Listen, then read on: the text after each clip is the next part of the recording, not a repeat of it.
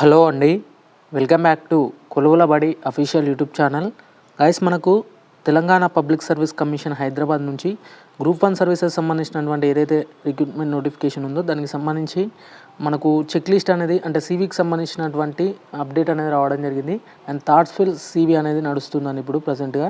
And దానికి సంబంధించినటువంటి list కూడా నేను ఆల్రెడీ ప్రీవియస్ వీడియోలో చెప్పడం జరిగింది.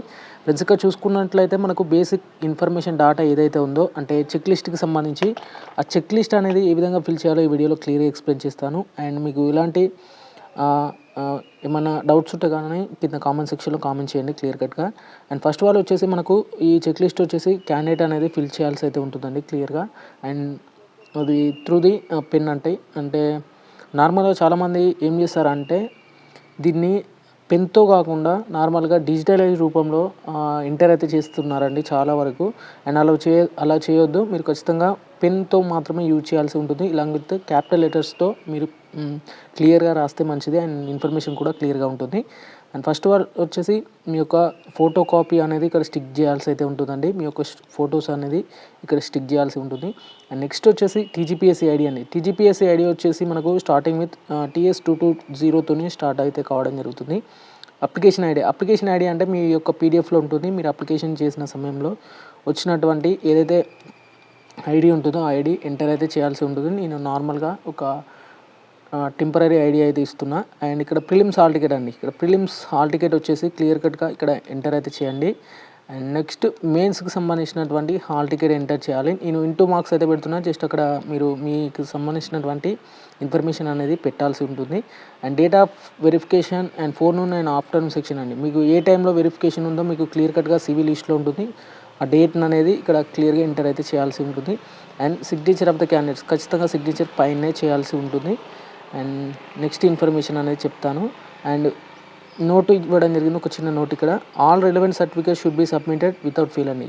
ఖచ్చితంగా మీరు సర్టిఫికేట్స్ అనేది సబ్మిట్ చేయాలి, లేదంటే ఖచ్చితంగా ఫెయిల్ అవుతారని ఇక్కడ ఇవ్వడం జరిగింది. ఇందులో ఫస్ట్ పాయింట్ వచ్చేసి నేమ్ ఆఫ్ ద క్యాండిడేట్స్ అండి. నేమ్ ఆఫ్ ద క్యాండిడేట్స్ వచ్చేసి ఖచ్చితంగా యాజ్ పర్ ఎస్ఎస్సి మెమో ప్రకారమే తీసుకోవడం జరుగుతుంది. కాబట్టి మీ యొక్క ఎస్ఎస్సి మెమో ప్రకారం మీ యొక్క నేమ్ అనేది ఇక్కడ క్లియర్ కట్గా మెన్షన్ అయితే చేయాల్సి ఉంటుంది. అండ్ మీ యొక్క ఫాదర్ నేమ్ ఇక్కడ క్లియర్గా మెన్షన్ చేయాలి. అండ్ మీ యొక్క మదర్ నేమ్ కూడా క్లియర్గా ఇక్కడ మెన్షన్ అయితే చేయాల్సి ఉంటుంది. అండ్ నెక్స్ట్ వన్ వచ్చేసి జెండర్ అండి. మీరు మేలా ఫీమేల్ అడగడం జరుగుతుంది. ఒకసారి మేల్ అయితే మేల్, లేదంటే ఫీమేల్ అనేది పెట్టాల్సి ఉంటుంది. ఇక్కడ as per the SSC memo ప్రకారం మీ యొక్క డేట్ ఆఫ్ బర్త్ అనేది ఏ విధంగా ఉందో ఇక్కడ క్లియర్గా చెప్పడం అయితే జరుగుతుంది. ఇక్కడ మీ యొక్క డేట్ ఆఫ్ బర్త్ అనేది వేయాల్సి అయితే ఉంటుంది ఇక్కడ. అండ్ నెక్స్ట్ వన్ వచ్చేసి ఏజ్ అండి.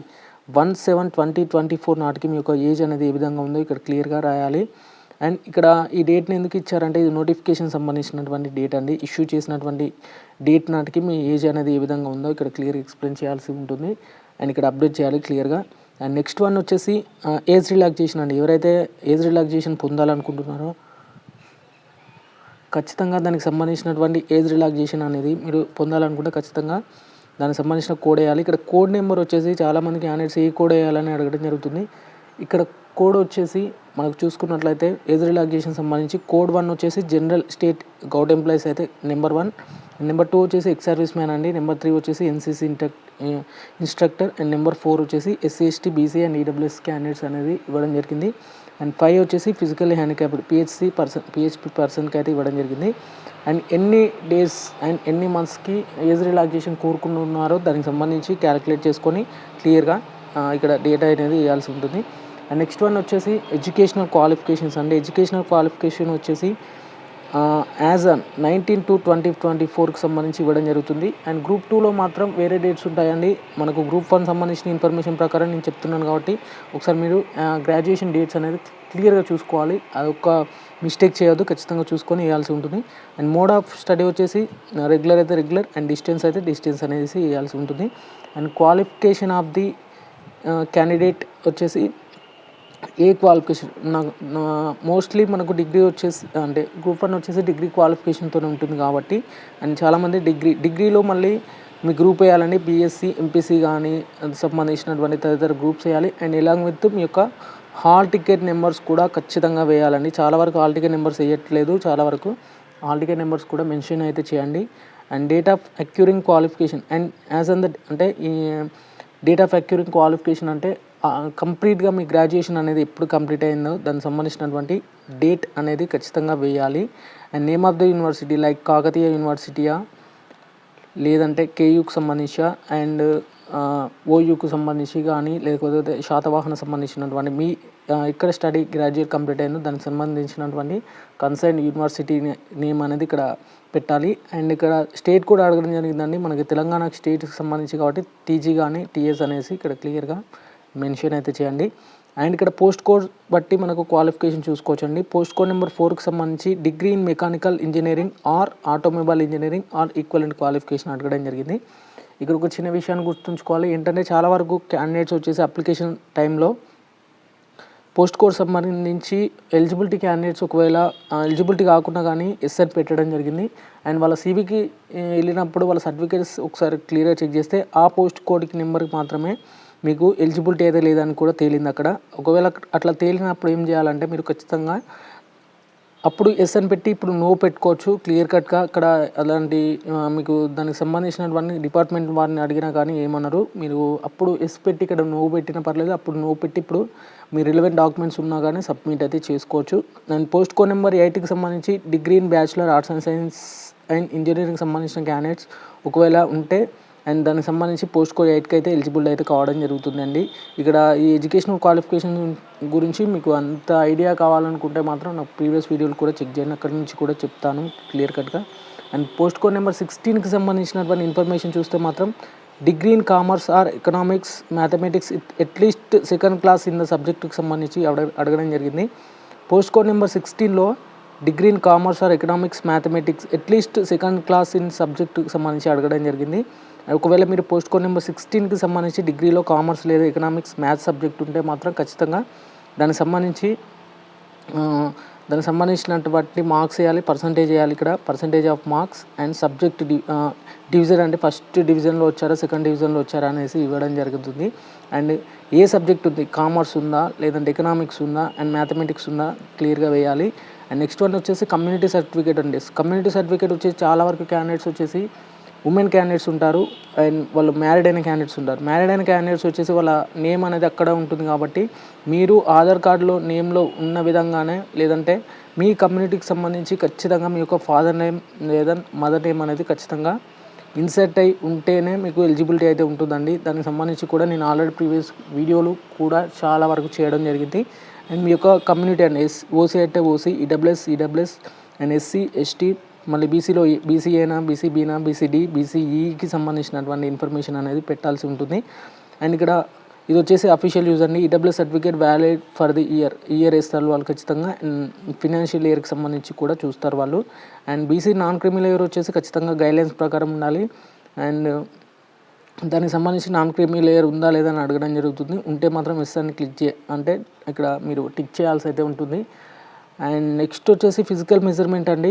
పోస్ట్ కోడ్ నెంబర్ 279కి ఖచ్చితంగా ఫిజికల్ మెజర్మెంట్ అనేది చేస్తారు. ఖచ్చితంగా వాటికి సంబంధించిన రిలవెంట్ బోర్డు ఎగ్జామినేషన్ సంబంధించి డేట్స్ అనేది అనౌన్స్ అయితే చేయడం జరుగుతుంది.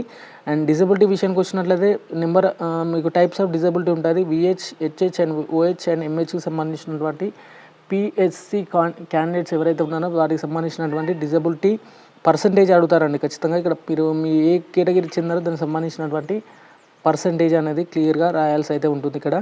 అండ్ నెక్స్ట్ వచ్చేసి candidates claiming the sports reservation. ఎవరైతే స్పోర్ట్స్ క్యాండిడేట్స్ ఉంటారో ఖచ్చితంగా మీ యొక్క స్పోర్ట్స్ రిజర్వేషన్ క్లైమ్ చేయాలనుకుంటారో దానికి సంబంధించినటువంటి టిక్ చేయాల్సి అయితే ఉంటుంది. అండ్ నెక్స్ట్ వచ్చేసి indicate the original study certificate for the regular study.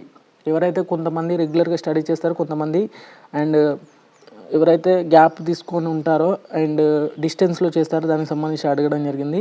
And ఇక్కడ చూసుకుంటే క్లాస్ 1కి సంబంధించి మీరు ఖచ్చితంగా ఇయర్ మెన్షన్ అయితే చేయాల్సి ఉంటుంది. అండ్ డిస్టిక్ అండ్ మల్టీ జోన్కి సంబంధించి స్టేట్కి సంబంధించి అడగడం జరుగుతుంది. ఇక్కడ ఒక విషయాన్ని గుర్తుంచుకోవాలి మనకు ఫస్ట్ టు 7th క్లాస్ వరకే మనకు ఇక్కడ స్టడీ సర్టిఫికేట్ అడగడం జరిగింది. డ్యూ టు లోకల్ రిజర్వేషన్ పొందాలనుకుంటే ఖచ్చితంగా 95% లోకల్ రిజర్వేషన్ కొరకు అయితే మనకు ఈ ఇయర్స్ 4, 5, 6, 7 ఈ 4 ఇయర్స్లో చదివిన స్టడీ మాత్రమే కన్సిడర్ అయితే చేయడం జరుగుతుంది. మనకు 95% వచ్చేసి లోకల్గా రిజర్వేషన్ అనేది కేటాయించడం అయితే జరుగుతుంది. అండ్ మీరు ఒకటే డిస్టిక్‌లా దీనికి సంబంధించినటువంటి స్టడీ చేస్తే మాత్రం ఖచ్చితంగా లోకల్ రిజర్వేషన్ అనేది మీకు రావడం అయితే జరుగుతుంది. అండ్ నెక్స్ట్ వచ్చేసి multi zone which candidates belongings to multi zone వచ్చేసి ఎవరు కన్సిడర్ చేస్తారంటే మీ యొక్క డిస్ట్రిక్ట్స్ వారీగా జోన్లు అనేది కేటాయించడం జరిగింది కదా, భద్రాద్రి కొత్తగూడెం సంబంధించి కానీ అండ్ వివిధ డిస్ట్రిక్ట్స్ వారీగా ఇక్కడ మల్టీ జోన్స్ ఉంటాయి. ఆ లిస్ట్ కూడా మీకు టెలిగ్రామ్ ఛానల్లో పెట్టాను, ఒకసారి క్లియర్గా చెక్ చేయండి. అండ్ అదర్ దెన్ తెలంగాణకు సంబంధించిన ఇన్ఫర్మేషన్ ఉంటే మాత్రం క్లిక్ చేయండి ఇక్కడ. అండ్ ప్రజెంట్ ఎంప్లాయీ డీటెయిల్స్ అండి, ఎవరైతే గవర్నమెంట్ ఎంప్లాయీస్గా వర్క్ చేస్తున్నారో ఖచ్చితంగా మీ యొక్క designation and date of joining and address అనేది క్లియర్గా మెన్షన్ చేయాలి. అండ్ అదర్ సర్టిఫికేట్స్ దగ్గర మీరు చాలా వరకు వచ్చేసి మనకు కొంతమంది డిగ్రీ కంప్లీట్ అయినాక కూడా పీజీకి సంబంధించినటువంటి సర్టిఫికేట్స్ అనేది ఉంటాయి. అండ్ పీజీకి సంబంధించినటువంటి సర్టిఫికేట్స్ కూడా సబ్మిట్ చేసుకోవచ్చు. ఎందుకంటే రిలవెంట్ సంబంధించినటువంటి ఏమైనా డౌట్స్ ఉన్నా కానీ ఇక్కడ కన్సల్ట్ డిపార్ట్మెంట్ని అయితే అడగండి. And signature of the candidates ఖచ్చితంగా సిగ్నేచర్ చేయాలి, పైన మాత్రమే చేయాలి. అండ్ ఇక్కడ అడ్రస్ క్లియర్గా మీ యొక్క మండల్, విలేజ్ అండ్ డిస్ట్రిక్ట్ సంబంధించి మొబైల్ నెంబర్ కూడా రిజిస్టర్ మొబైల్ నెంబర్ ఇవన్నీ. And signature of the candidates కూడా మీ యొక్క క్యాండిడేట్ అనేది ఖచ్చితంగా పైన సిగ్నేచర్ చేయాలి. ఇది వచ్చేసి అఫీషియల్ యూజ్ అండి. అండ్ కన్సర్న్ డిపార్ట్మెంట్ ఏఎస్ఓ గారు అండ్ సెక్షన్ ఆఫీసర్ గారు అండ్ అసిస్టెంట్ సెక్రటరీ గారు అయితే వాళ్ళు ఫుల్ఫిల్ అయితే చేయడం జరుగుతుంది. మీకు ఏమైనా రిమార్క్స్ ఉంటే ఇక్కడ రాస్తారండి, రిమార్క్స్కి సంబంధించి. అండ్ మీరు ఖచ్చితంగా మీరు సబ్మిట్ చేయకపోతే మాత్రం ఖచ్చితంగా మిమ్మల్ని రిజెక్షన్ చేసే ఛాన్సెస్ అయితే ఎక్కువగా ఉంటాయి. ఆ రిజెక్షన్స్ కూడా ఏఎస్ఓ గారు ముందుగా సెక్షన్ ఆఫీసర్కి ఇస్తారు, ఫార్వర్డ్ చేస్తారు. ఆ సెక్షన్ ఆఫీసర్ గారు మళ్ళీ సెక్రటరీ గారికి అయితే ఫార్వర్డ్ అయితే చేయడం జరుగుతుంది. ఈ విధంగా మీరు అసిస్టేషన్ ఫామ్కి సంబంధించి కూడా నేను రేపటి వీడియోలో చెప్తాను క్లియర్ కట్గా. ఇది వచ్చేసి చెక్ లిస్ట్కి సంబంధించిన ఇన్ఫర్మేషన్.